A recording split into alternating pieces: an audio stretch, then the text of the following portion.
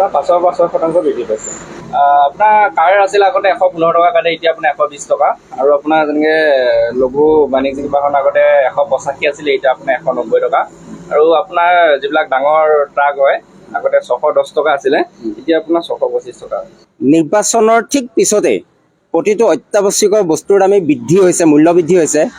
আৰু তাৰ পিছতে কি কৰিছে, একদম এফালৰ পৰা বস্তুৰ দাম বঢ়াই গৈ আছে। আৰু এতিয়া সদ্যহতে আপোনাৰ টোল টেক্স বঢ়াইছে 3 পৰা 5%।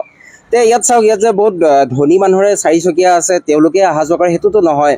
এইফালে আপোনাৰ ট্ৰাক হওক, বাছ হওক, এতিয়া আমাৰ দুখীয়া দৰিদ্ৰ মানুহোতো এইফালে অহা যোৱা কৰে, বাছত হওক, ট্ৰাকত আমাৰ খাদ্য বস্তু আহে। তে প্ৰতিটো বস্তুৰ দামেইটো বাঢ়িব। আল্টিমেট আমি সকলোৱে আকৌ এবাৰ মাধমাৰ খাম।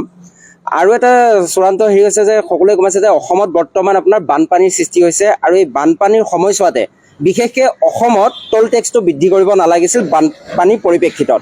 আৰু এতিয়াতো মানুহৰ মানে নজল নথল অৱস্থা হৈছে, কাৰো একো অৱস্থা নাই। বহুত মানুহ এতিয়া ঘৰত থাকিব পৰা অৱস্থা নাই, এতিয়া আপোনাৰ ৰাস্তাত আছে। সেই মুহূৰ্তত তেওঁলোকে টোল টেক্স বৃদ্ধি কৰি, মূল্য বৃদ্ধি কৰি মানে আমাৰ অসমীয়া ৰাইজক তেওঁলোকে কি কৰিব বিচাৰিছে। আৰু তেওঁলোক যদি সঁচাকৈ জনসাধাৰণৰ মংগল চিন্তা কৰে, টোল টেক্স কমাব লাগে। আৰু যিবোৰ অত্যাৱশ্যকীয় সামগ্ৰী আছে তাৰো মূল্য কমাব লাগে। আৰু সদৌ অসম ছাত্ৰ সন্থাই নিৰন্তৰভাৱে ধাৰাবাহিকভাৱে আন্দোলন কৰি আহিছে। চাওক, জনসাধাৰণ আমাৰ যিবোৰ হিতাধিকাৰী আছে, যিসকলৰ একাউণ্টত পইচা সোমাই থাকে, তেওঁলোকতো মাধমাৰ খাই আছে। যে ধনী মানুহে যে ইয়াত টোল টেক্স দিব সেইটো নহয়। আৰু আল্টিমেট আমি সকলোৱে মাৰ খাম। আৰু সেইটো এই ক্ষেত্ৰত কিন্তু অসম চৰকাৰ, ভাৰত চৰকাৰৰ কৰণীয় আছে।